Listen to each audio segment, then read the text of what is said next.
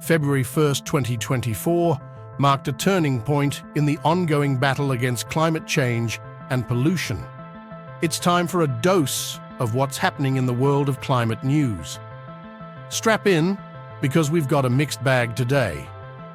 From heartwarming wins to some concerning developments. Let's dive in. Let's start with the bad news, shall we? Brace yourself. Europe might get really cold if the Atlantic Ocean currents suddenly stop. Don't worry. The nightmare scenario of Greenland's ice sheet melting is still far off, but maybe not as far as we thought. This study is the first to use simulations and multiple variables to show how ocean currents are getting weaker. If the current known as the Atlantic Meridional Overturning Circulation, AMOC, were to collapse, it would have global implications, altering weather patterns across the planet.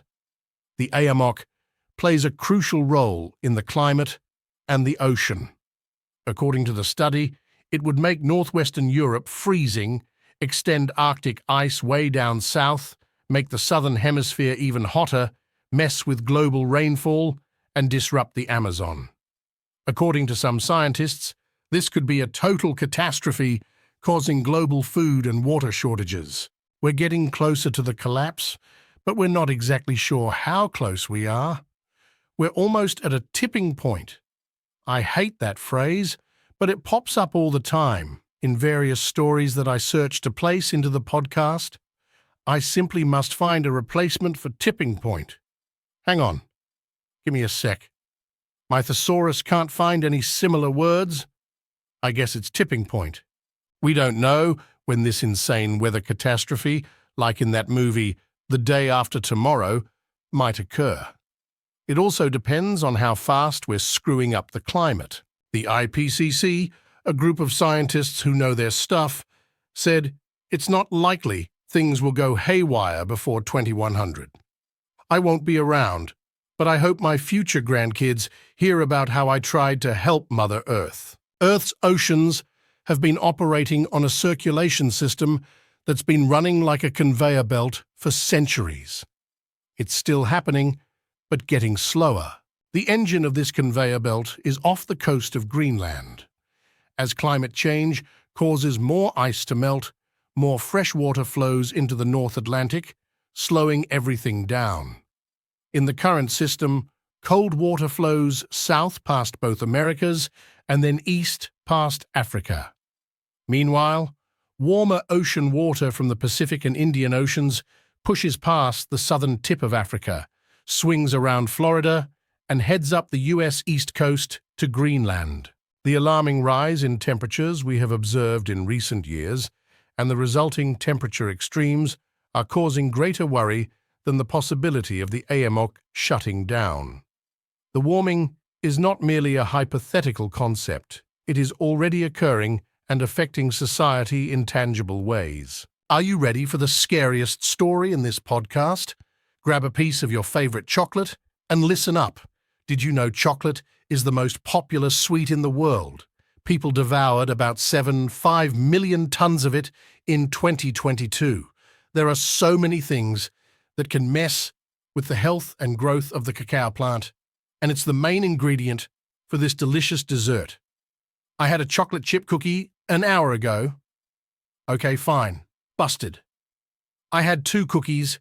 This tropical tree thrives in the narrow equator band of 20 degree N to 20 degree S, where it's hot and humid with fertile soil. This small area of fertile land has been shrinking. If I keep munching on these cookies today, I won't be shrinking. I'll be expanding. The International Center for Tropical Agriculture Studies says cocoa growing areas will be in serious trouble by 2050.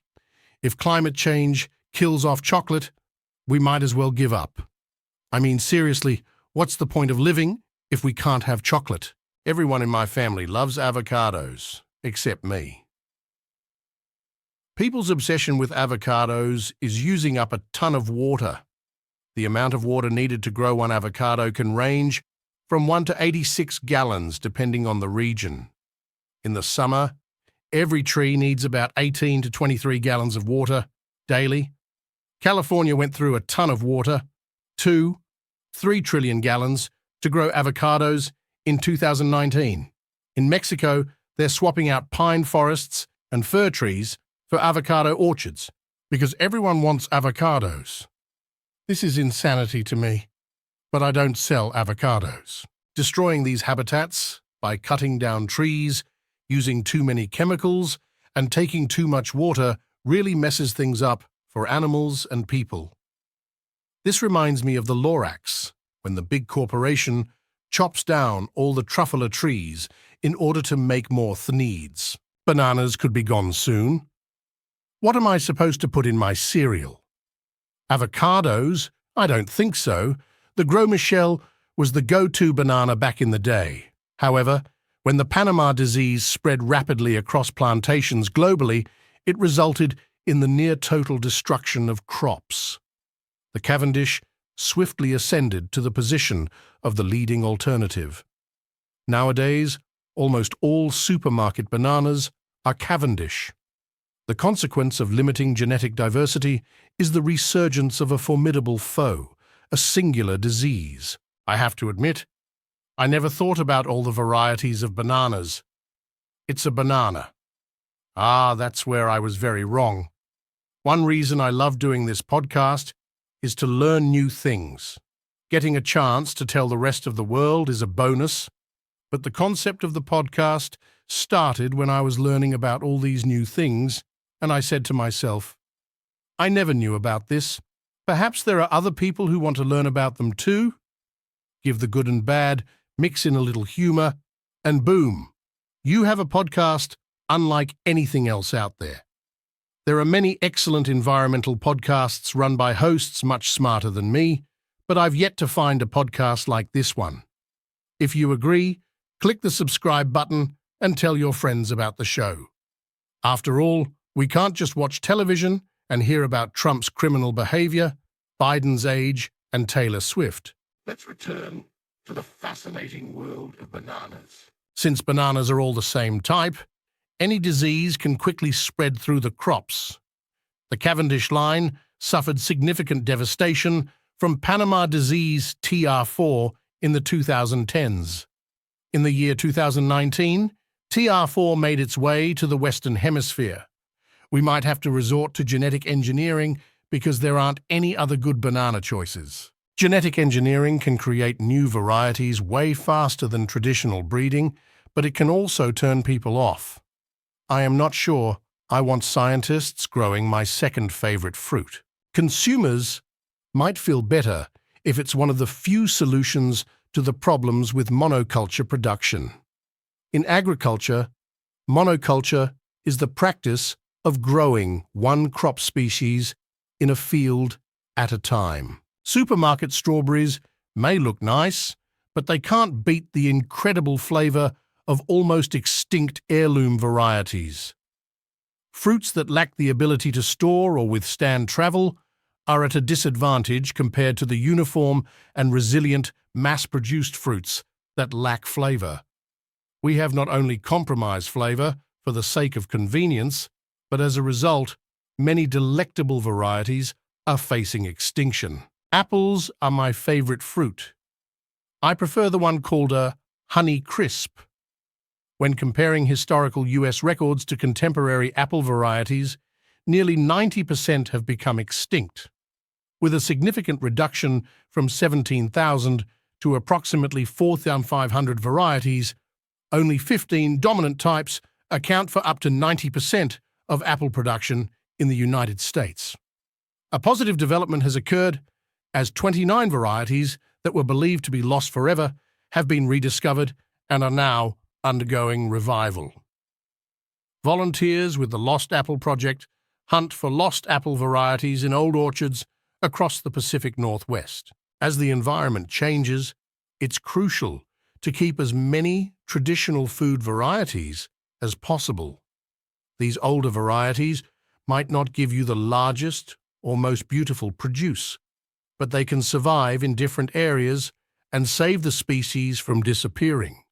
Having more biodiversity makes plants healthier and tastier.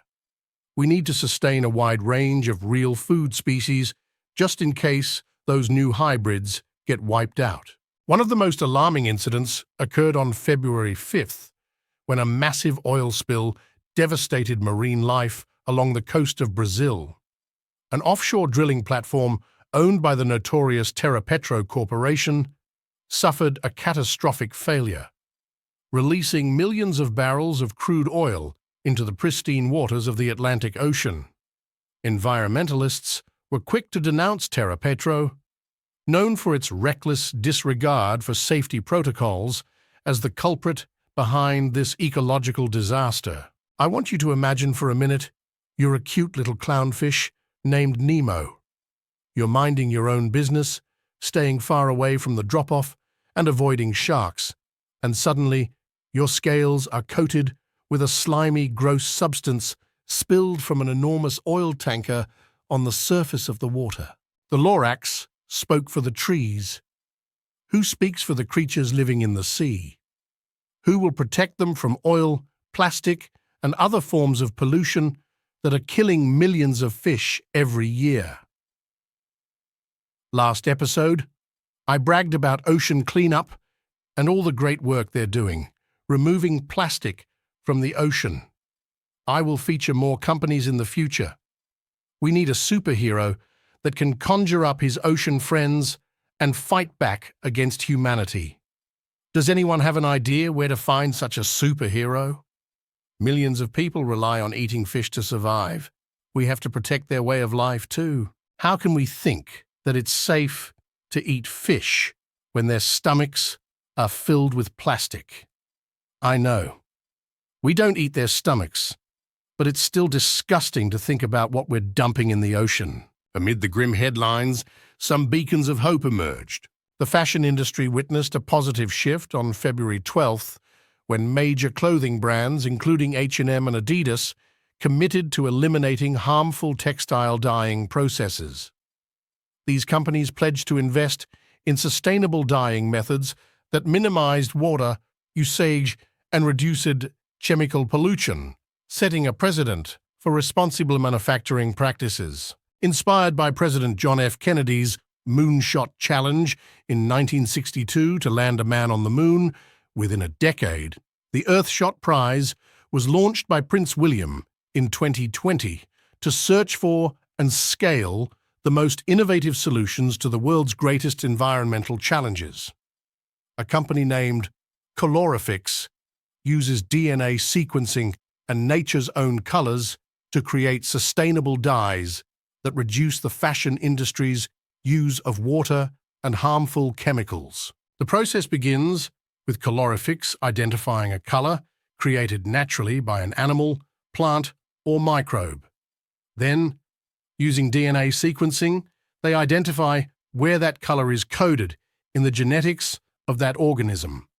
The DNA code is then translated into Colorifix's own engineered microorganisms, enabling them to produce the pigment just as it is made in nature and transfer it to the fabric. It's companies like Colorifix that keep me excited about doing the podcast. Where else would you hear about this company? I mean, if your kid works for them, then sure.